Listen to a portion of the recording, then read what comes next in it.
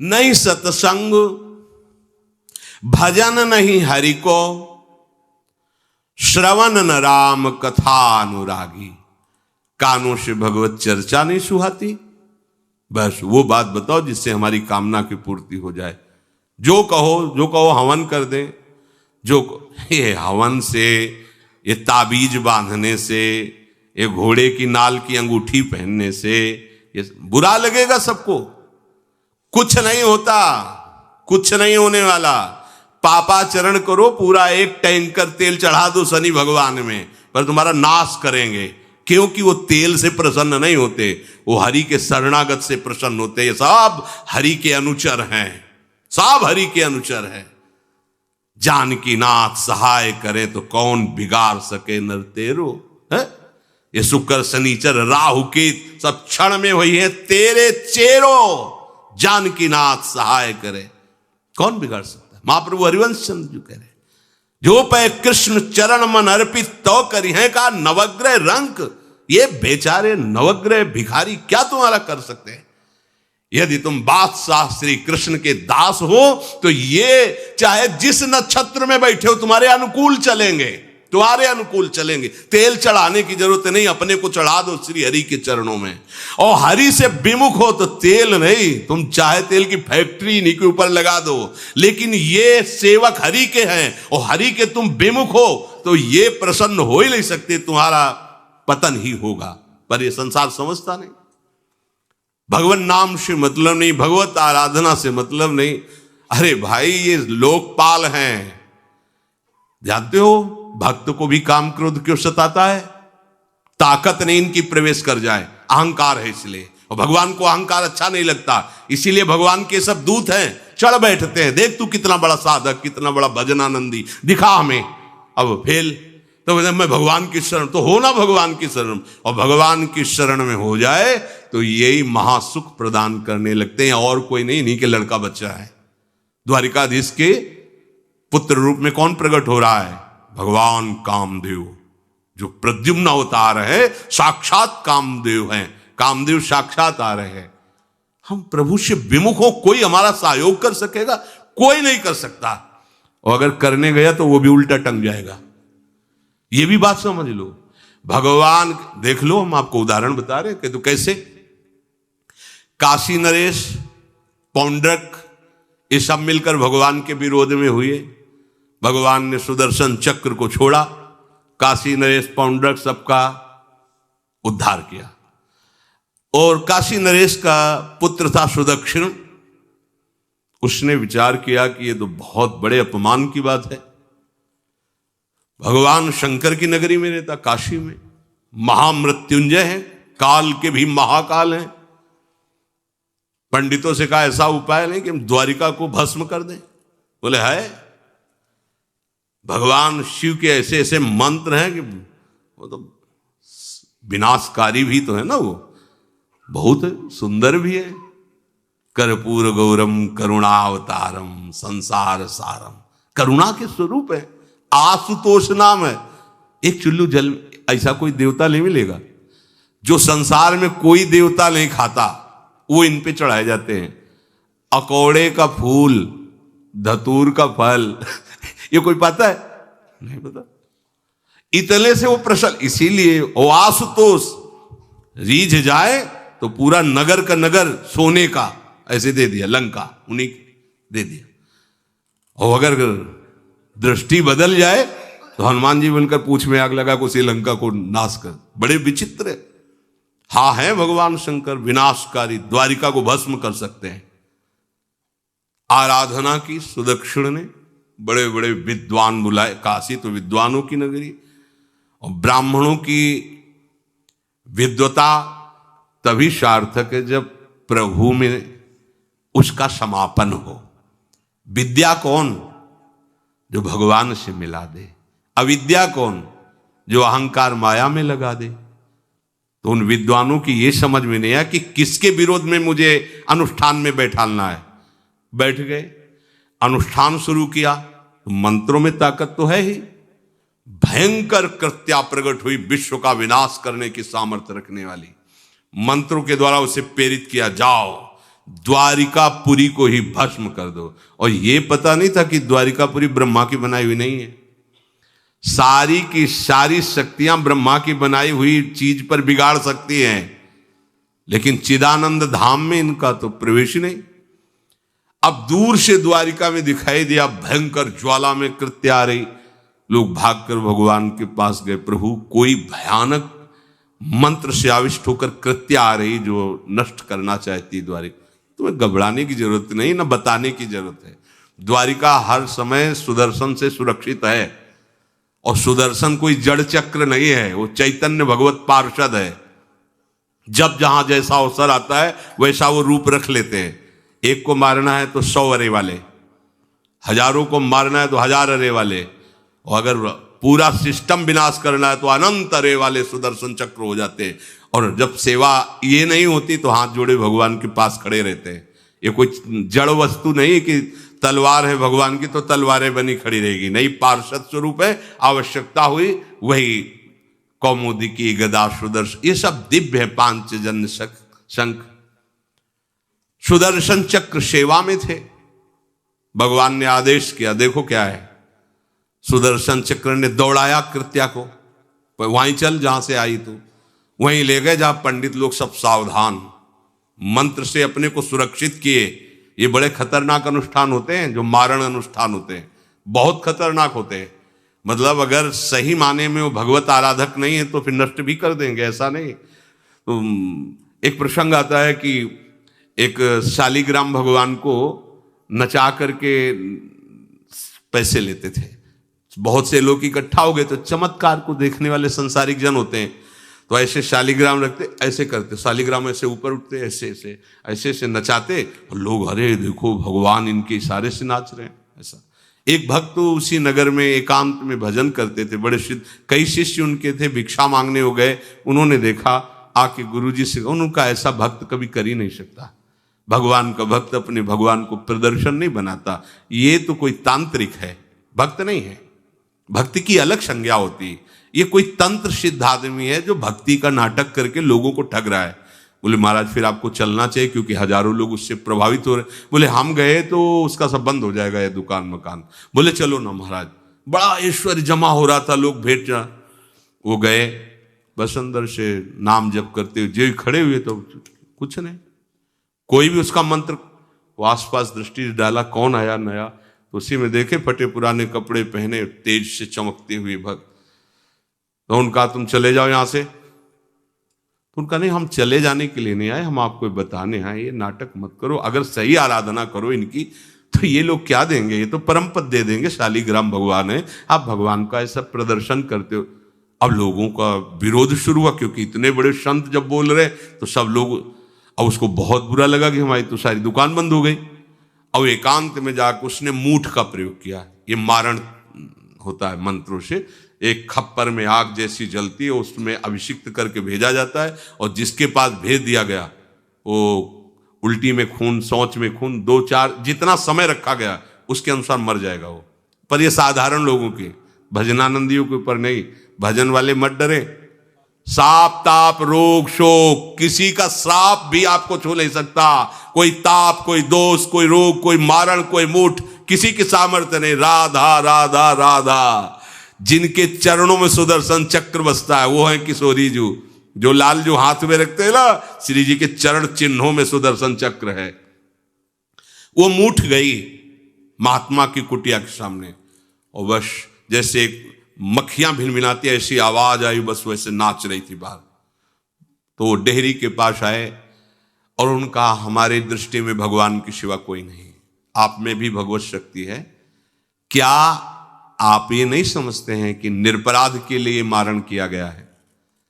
हमारे में सामर्थ्य है, हम आपको अभी नष्ट कर सकते हैं। अरे भगवान के नाम में आप जाओ और उनको दंड दो। कोई मंत्र नहीं पड़े थे, मूठ वापस हुई, और मुंह से खून, सौंच से, उन्हीं के त्राहिमाम मच गया। फिर उनको लगा कि मुझे जाना चाहिए उसकी रक्षा के लिए। गए, भगवान नाम स्पर्श करते हुए ऐसे माथे पे हाथ, सब शांत हो गया। बोले अब अवसर हम दे रहे हैं, अब नाम जप कर लो, नाटक बंद करो। उस चरणों में गिरा, उसी दिन शिष्य बन गया। तो सुदर्शन चक्र ने कृत्या को नष्ट नहीं किया, वहां द्वारिका में दौड़ाया। जब काशी पहुंची, काशी भगवान विश्वनाथ जी के त्रिशूल में बसी हुई है और शिव की दृष्टि से सुरक्षित है। जो वहां श्रद्धा पूर्वक वास करे उसका मोक्ष अनिवार्य है, तारक मंत्र देकर शिव करते हैं।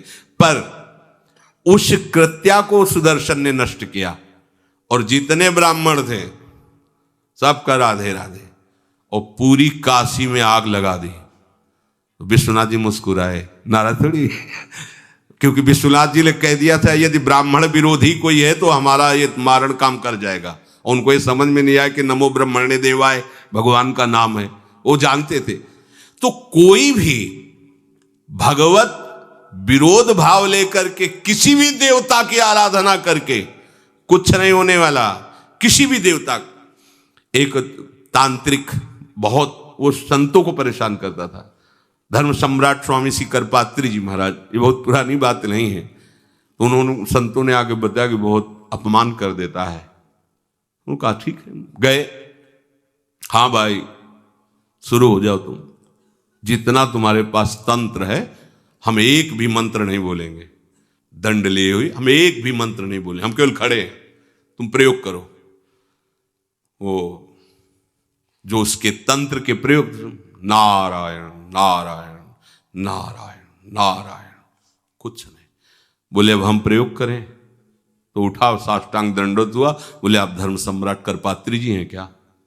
क्योंकि इतनी सामर्थ्य केवल उन्हीं में है जो मुझे रोक सके दूसरे। बोले बंद कर दो, दोबारा शिकायत नहीं आनी चाहिए हमारे पास।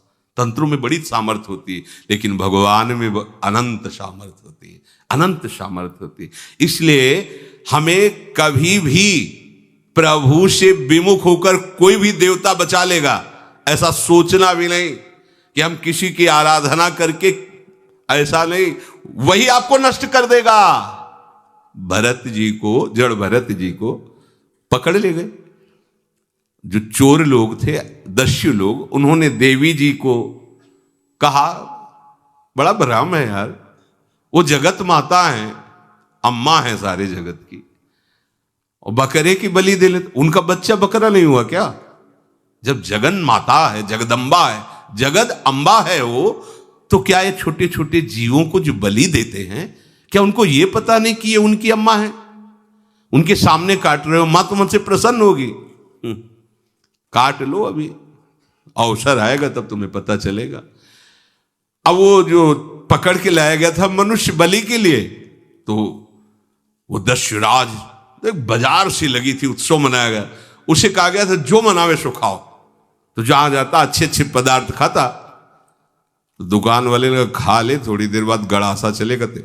बोले क्यों? तो बोले तुम्हें पता नहीं क्या? बोले नहीं। बोले बलि के लिए लाए गए हो। अब तो जलेबी मुंह की मुंह में रह गई कि इसके बाद गड़ासा चले। आसपास देखा तो रक्षक इधर उधर थे, भाग लिया। अब रक्षकों ने देखा कि वो तो है ही नहीं, अब उनको बड़ा भय लगा। अब वहां कोई फोटो थोड़ी खींची गई थी कि बलि किसकी चढ़ानी है। अब वो भागे, महाराज बैठे थे पद्मासन में, जड़ भरत जी ब्रह्माकार वृत्ति, इन्हीं को पकड़ ले गए, बढ़िया तगड़ा तंदुरुस्त है। और दस्युराज ने कहा बलि का जो वो लाया गया, हाँ महाराज, अष्ट देख के प्रसन्न हो गया, तेजो में हष्ट पुष्ट ब्रह्माकार वृत्ति इनकी। बोले स्नान करवाओ। सालों से स्नान नहीं हुआ तो को उपटन लगा के स्नान कराया। खीर पुआ रबड़ी रसगुल्ला सामने भोग लगाओ, दबा के खूब खीर पूड़ी रबड़ी पाई। अब वो तो भगवान के प्रेमी भक्त हैं, ब्रह्माकार स्वरूप है, अपने स्वरूप में स्थित है। इसके बाद तिलक लगाया, बोले गर्दन झुका। भरत जी अंदर से खीर खाया है ना, अब गर्दन भी झुका, गर्दन भी कटेगी। भक्त की गर्दन यदि श्रद्धा से झुके तो ठीक, अगर जबरदस्ती से झुका दिया तो तुम झुकाने लायक नहीं रह जाओगे, ये भी ध्यान रखना। क्योंकि ये गर्दन अब गर्दन नहीं, ये किसी और की शान बन चुकी है। भक्त की गर्दन किसी की शान है और वो उनकी शान है जो सबकी जान है। देवी जी की मूर्ति में आग लग गई, दाह शक्ति पैदा हो गई। जे ही जड़ भरत जी का शरीर ऐसे किया, फाड़ करके मूर्ति भद्रकाली प्रकट हो गई और जो गड़ासा काटने उसी को उठाया, काट काट के उन्हें दस्युराज से लेकर समस्त सांप को काट करके खून की होली खेल दी। भरत जी ने देखा जब कोई काटने वाला नहीं है तो बोले ठीक है अब चलो पचाने के लिए टहलते हैं, थोड़ा खीर पुआ खाया, चल दिए, कोई रोक। देवी जी से एक बार भी लिखा कि मां बड़ी कृपा। जो भगवान का भक्त है वो दूसरे की कृपा भी नहीं मना सकता। नहीं, एक बार भी मुड़कर ऐसा प्रसंग नहीं आया कि देवी जी के देखो बड़ी रक्षा कर, कुछ नहीं। प्राण जाने पर कोई भय नहीं, रक्षा होने पर किसी की स्तुति नहीं, अपने मंगल विधान। हरि आश्रय, सत्संग हरि आश्रय देता है, बहुत बड़ा बल हरि है, मान लो। एक दिन आपसे कह रहे थे कि जब आपने देखा नहीं उनको, उनसे बात नहीं हुई और आप उनके जनों से बात सुनकर उनकी तरफ चल पड़े, इस बात से हरि आपके ऋणी हो जाते हैं। भगवान इसी बात से ऋणी हो जाते हैं। बस ये बात आप हृदय में बैठा लीजिए। जैसे लोग प्रश्न करते हैं ना कि हमने भगवान को देखा नहीं, भगवान क्यों, हम कैसे, किसी की बात तो मान लो ना। आप मान लो, वो तो आपके अंदर भी बैठे हुए हैं, वो आपको इतना प्यार देने लगेंगे। जहां कोई सहायक नहीं होगा वहां हरि आपको दिखाई देंगे, देख लेना। बिगड़ी ऐसे क्षण में बन जाती है, ऐसा लगता है गला कटा तो वो तलवार गले तक आएगी, हार बनकर सुगंधित फूल बन जाएगी, पर गले तक आने आने तक तुम्हारी निष्ठा देखी जाएगी। नहीं नहीं, बस मेरे हरि का यही विधान, वो आते आते हार बन जाएगी। वो तलवार तुम्हारा गला नहीं काट पाएगी, क्योंकि गले में हरि नाम चल रहा है। मान लो हमारी महालक्ष्मी चरण चापती रहती, क्या चाहिए तुम्हें, क्या चाहिए। आप सच्ची मानिए, क्या मतलब कितनी मलिनता छा गई है। हम इसको मार देंगे तो 2 लाख रुपए मिल जाएंगे, ये कर देंगे तो, अरे भैया अगर तू हरि नाम जपेगा तो इसकी कीमत नहीं है, कीमत नहीं, अमूल्य वस्तु है। इसके ब्याज में तू कुबेर बन सकता है, मूल तो कभी खत्म होता ही नहीं है। ब्याज में तू ब्रह्मा बन सकता है, बनना तो चाहे। भक्तजन तो कहते हैं नहीं चाहिए मुझे ब्रह्मा का पद, परमेष्ठी पद, नहीं चाहिए सम्राट पद, नहीं चाहिए योग की सिद्धियां, मुझे प्रभु आपकी दास्ता चाहिए। ये बात कितना महासुख होगा उस भक्त को जो इन बातों को कह रहा है, नहीं चाहिए मुझे मोक्ष सुख नहीं चाहिए। वो ऐसे थोड़ी कह रहा है, श्रद्धा से नहीं कह रहा, अनुभूति से कह रहा है, मुझे नहीं चाहिए ये सब, इनमें वो सुख नहीं है जो आपके चरणों के समीप रहने में सुख है।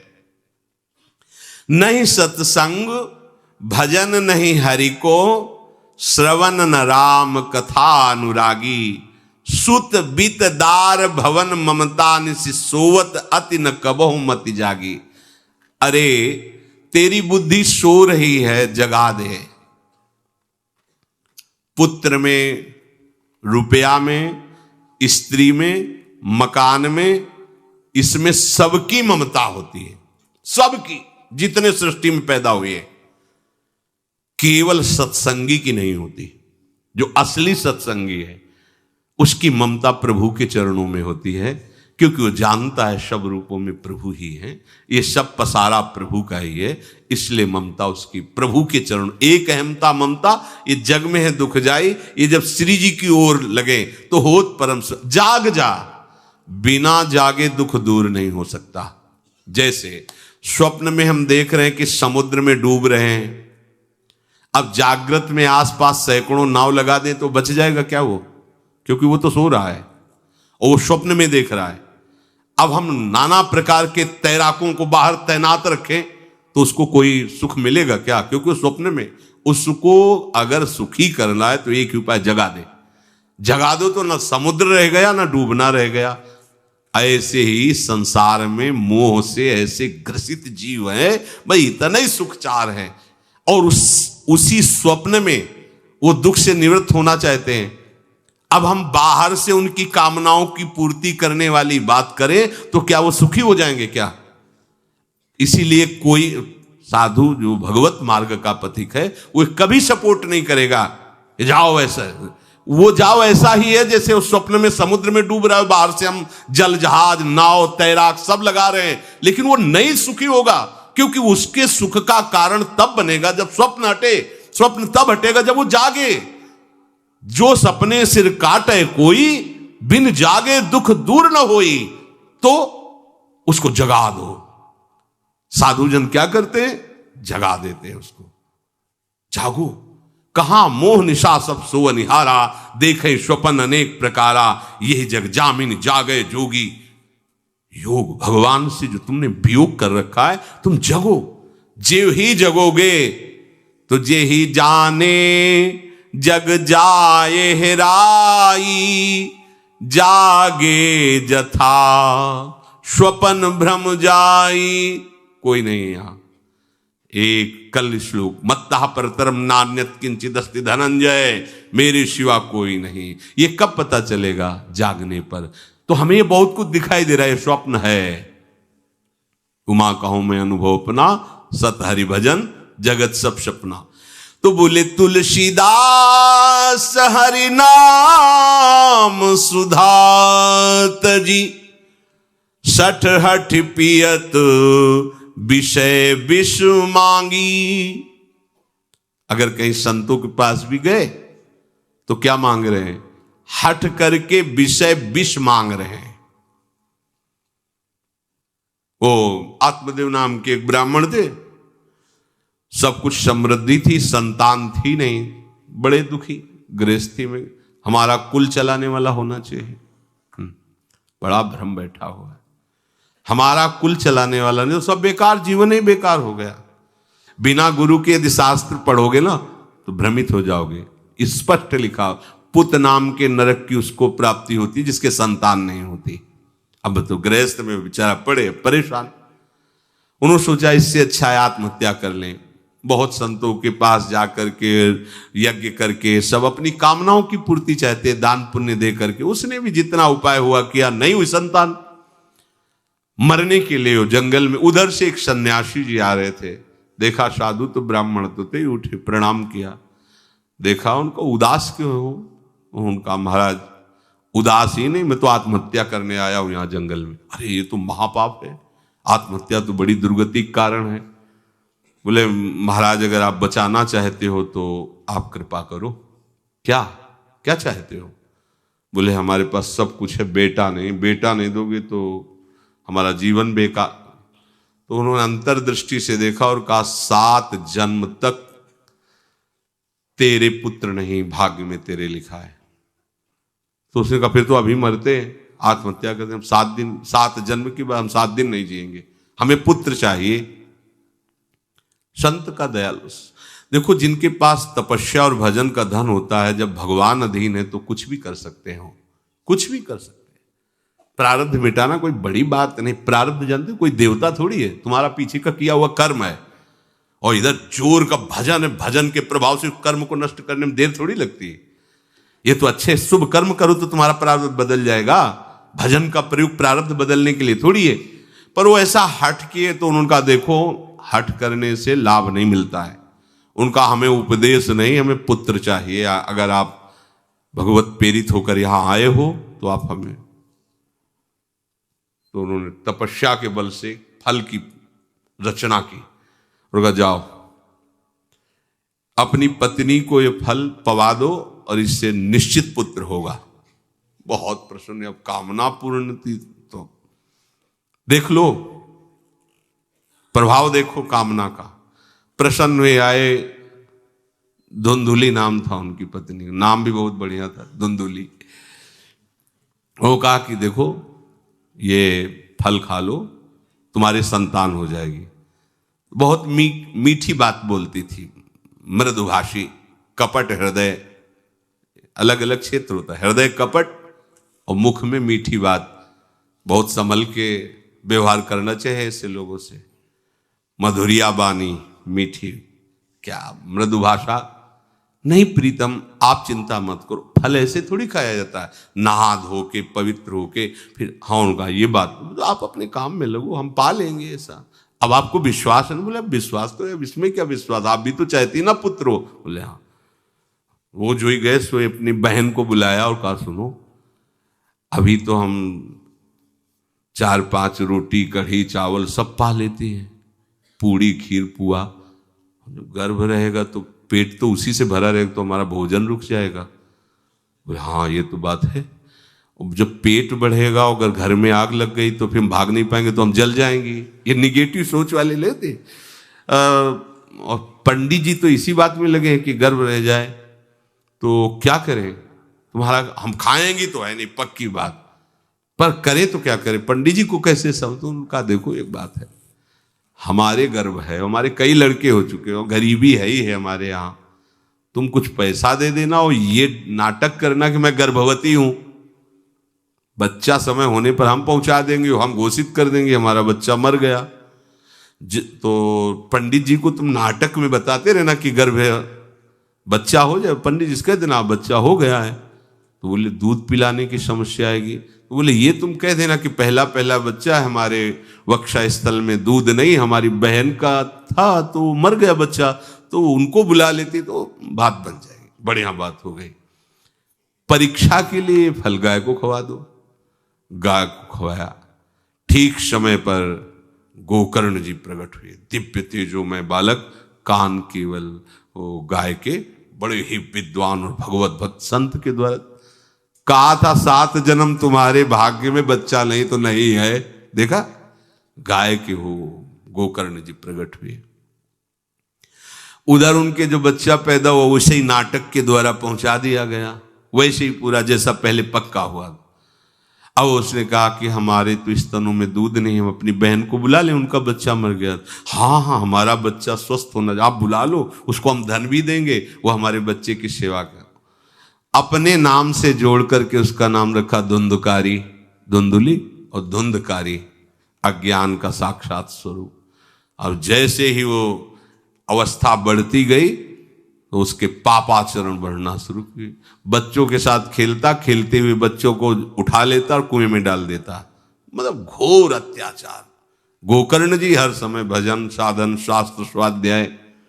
जब और बड़ा हुआ तो माता जी को अपने डंडों से रोज पूजन करता, पिताजी को गाली लात थप्पड़।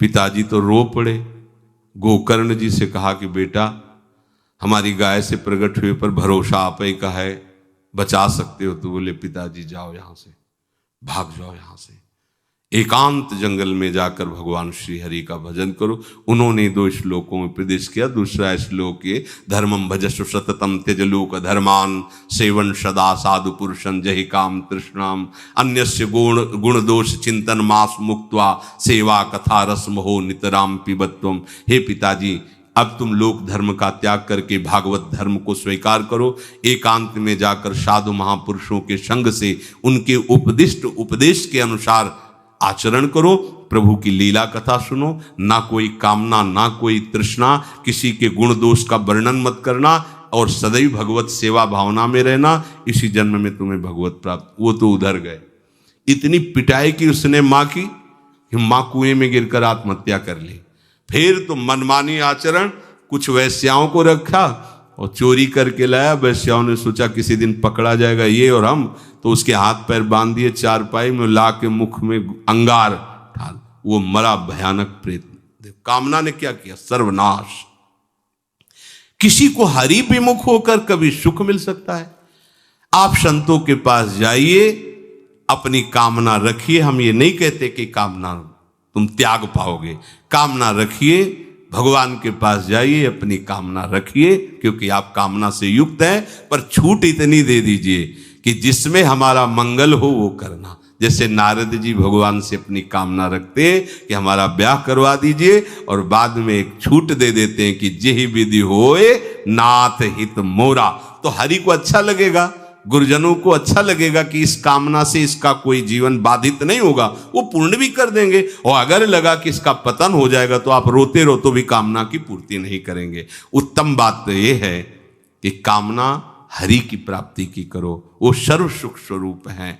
किसी का अन्य आश्रय अन्य बल ना लेते हुए अपने श्यामा श्याम के चरणों का आश्रय लेकर निरंतर भजन करो, तो ये अनुभव हो जाएगा कि सुख किसे कहते हैं। अभी तुम्हें परिचय ही नहीं मिला, सुख किसे कहते हैं। सुख सच्चिदानंद है, सुख एक रस है, सुख अविनाशी है। वो सुख सदैव बढ़ता रहता है, घटता कभी नहीं।